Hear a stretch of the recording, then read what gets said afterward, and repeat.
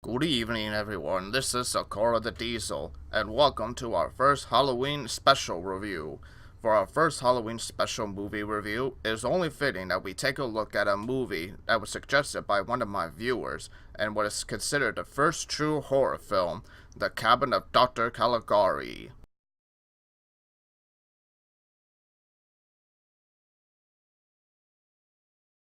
From July 28, 1914 to November 11, 1918, the world had entered a war that was known as the Great War, or World War I. It was a war in which no one thought was ever possible, and for the people that experienced the war, felt like they were experiencing hell. One of the people that served in the war for Germany was Hans Genuins, and from what he saw during the war would leave him having an embittered feeling with the military. Another man by the name of Karl Mayer would also have negative feelings on authority figure after experiencing examination that military psychiatrists put him through. When the two boys met each other and found out how both experience of the war led them to not trust the military, an actress by the name of Gilda Lanier encouraged the two men to write a script based on their experience, and that's exactly what they did at the beginning of February 1919. Although both Hans and Karl had never worked with the film industry before, they were able to finish the script in just about 6 weeks. There were a lot of influence the two men had experienced that went into the movie itself. For example, one of the most notable events that happened to Hans was in 1913 when Hans claimed that he may have witnessed a murder near an amusement park in Hamburg's Reepenbahn. He claimed that he saw a strange man lurking in the shadows by some bushes, and the next day he found that a girl was murdered by the same bushes next to the amusement park. And although he can't prove it, he's very sure that the man he saw was the murderer. After they were done with the script, the two men, along with director Fritz Lane, met with head of production of Delicat Bioscope film studio Eric Palmer. At first, Palmer was not interested in the film and told the man to leave the script at his office and he'll take a look at it. But after Mayer read the whole script out loud to him, Palmer was so impressed by the story that he refused to let them leave until they signed a contract, and he got the script from them that night, reportedly saying, "They saw an experiment, I saw a relatively cheap film." And cheap it was. For those wondering what I mean, after Germany had lost World War I, they were looking really horrible in terms of their economy. Inflation in Germany was really bad, to the point where most audience would spend their money in theaters before their money became worthless. Which was good for the film industry in Germany because that means there was less restriction in the film industry, and the directors, actors, and artists were given plenty of freedom to make any kind of movie they want to direct, and produce the movie however they want with the budget they have. At which for The Cabin of Dr. Caligari, they were given an $800 budget for the movie, and the leading actors were paid $30 a day. Originally, Palmer chose Fritz Lane as a director, but as he was too busy working on his own film, Spiders, the role of director was given to Robert Wine instead. For the visual look of the movie, delicate producer Rudolf Mandrin chose Herman Worm to come up with a style that will match the tone of the script. So Worm, along with his two friends, Walter Riemann and Walter Rongon, read the script overnight and agreed that an expressionist style would be perfect for the movie and that the set should directly have shadows on them to ensure the dark and unreal look. Wine immediately loved the idea and agreed to it, and Mara told the artist to go as crazy and energetically as possible.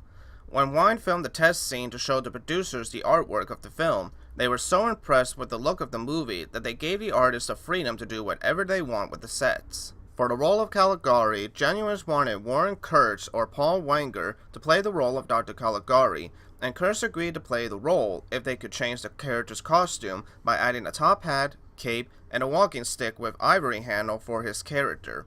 For the role of Caesar the Somnambulance, originally Genuines wanted his friend Ernest Dutch to play the role, but eventually it was handed over to Conrad Venance. Both Kurtz and Conrad had experience with expressionist films in theaters before, so they knew what they had to do in order to match the tone of the movie. Due to being on a tight budget, a few scenes from the original script had to be scrapped. One of the scenes involved the ghost of one of the characters in the film called Alan at the cemetery. There was another scene in which after Caesar opened his eyes, he was supposed to be gasping for air, but when the scene was actually filmed, they decided to just have him open his eyes. There was also supposed to be a chase scene and a few more extra equipment with the fair, but like I said, these things didn't happen due to the limited space and a limited money as well for the film. Nevertheless, they were still able to get the movie done, and after 1 month in production, the movie premiered on February 26, 1920 at the Marwas Theater in Berlin. So The Cabinet of Dr. Caligari is another film that broke a lot of new grounds for both Germany with its expressionist films and horror films as a whole. So how well does this movie hold up by today's standards? Well, there's no sense to talk about this movie without talking about the sets first. And man, do these sets look good. I'm really impressed with the creativity the team went to make this movie look really good, with both the sets and the look on the characters as well.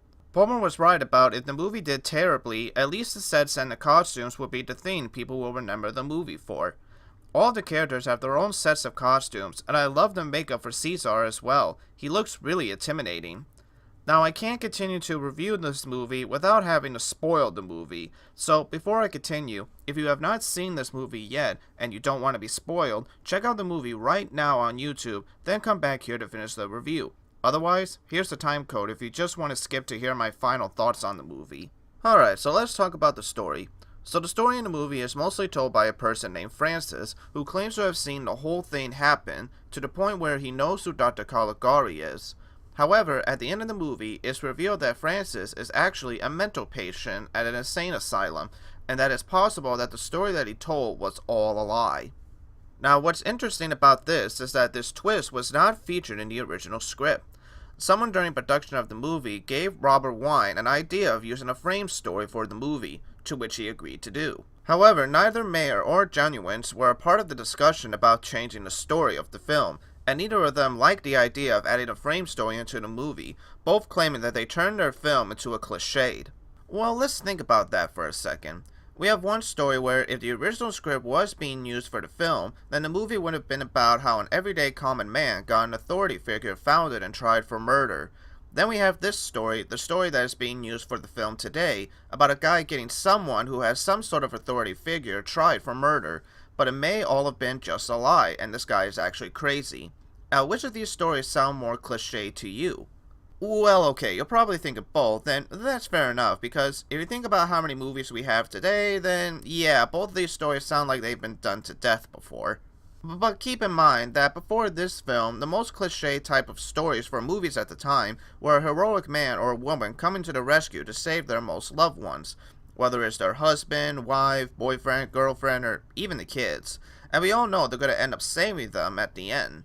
So now picture yourself in 1920 when this film first came out, and you're expecting it to be another film about someone saving the day or the world, filled with all the cliches you've seen in other silent films. But then it throws you for a twist that you probably didn't see coming. Heck, I'm sure some modern audience didn't see this twist coming either, because the film is actually pretty subtle about the twist, that when you watch the film again, especially from the beginning, you're like, oh yeah, now it makes a bit of sense. Also, because of the frame story the director stuck with, it leaves the film open for debate if this guy truly is insane or is he telling the truth. Just like in real life. Like, have you ever had a friend of yours or a random person tell you a story that's so crazy that you know it's probably not true, but there's still some sort of hope that maybe it actually did happen? Or do you remember something from your childhood or in the past that you swear actually happened, but everyone tells you something different to the point where even you start to question if it actually did happen or not? Anyway, as for the story itself, it's a fine story.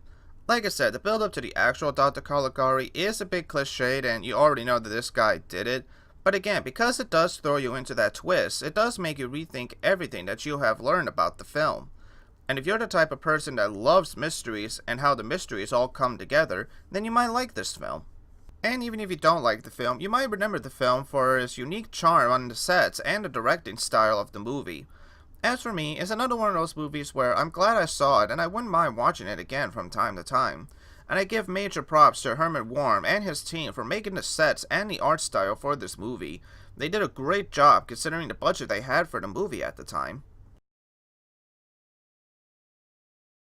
When the film first premiered at Merrill House in Berlin, Germany, it was reported that the film was met with cheered and the audience demanded a refund from the movie.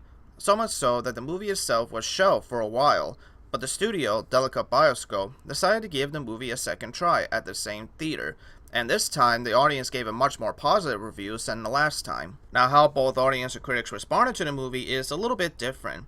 Some critics really enjoyed the art style of the film, but said that the story was too highbrow to become popular in Germany, with even some critics complaining that the movie is too much like a stage play rather than an actual movie. But there were other critics that found the film so enjoyable that some critics' emotions went from favorable to ecstatic. Now, while some other countries still had a bit of a bitter feeling towards Germany after World War I, it started to die down a bit to the point where now they don't mind importing some of Germany's films around the world, starting with the US at the Capitol Theater in New York on April 3rd, 1921, which this version was also given its own prologue and epilogue, in which they have a character named Cranford who says he's the character that Francis was speaking to in the movie, and in the end of the movie he comes back saying that Francis has fully been recovered from his madness. Anyway, the film also was a mixed bag with American audiences, with some also praising the film for the art style and other things, but others were still distrustful of Germany that had let them ruin their experience with the movie. Nowadays, the film has been mostly received positively by both critics and film historians, with critics like Roger Ebert calling it the first true horror film, and Danny Prairie calling it cinema's first cult film and a precursor for art house films. The film also helps show future directors how to use lights and shadows and sets to create the right tone for a movie, and many directors would use these same techniques for future films, like Nosferatu 2 and Fritz Lang's Metropolis. The film also went through a few remakes and sequels. While some of them were never directed or even produced, others that were actually made had some similarities to the movie, but was not actually a direct sequel or a remake like Dr. Caligari, while others like the 2005 independent film was actually a real remake. This movie is still being shown and studied by film scholars, film historians, and in film classes too, and it's no wonder why. I guess this movie still has lots of mysteries to solve. Well guys, thank you so much for watching my first ever Halloween special review. This is Dakota Diesel, and let me know what you guys thought of Dr. Caligari down below. Did you agree or disagree with my review as well? If you liked the review, don't forget to hit that like button. If you guys want to see any more movies or TV show reviews, hit that subscribe button as well. And speaking of those, don't forget, if you guys got any movies or shows you want me to take a look at, you can list them in the comments on either YouTube or on my Facebook page, which the link will be in the description. And if you guys like Let's Plays, don't forget to also check out my gaming channel, which the link will also be in the description below. So, until then, this is Dakota Diesel saying thank you all for watching, have yourselves a nice and happy Halloween, and I'll see you all next time in my next movie review. Take care, everybody.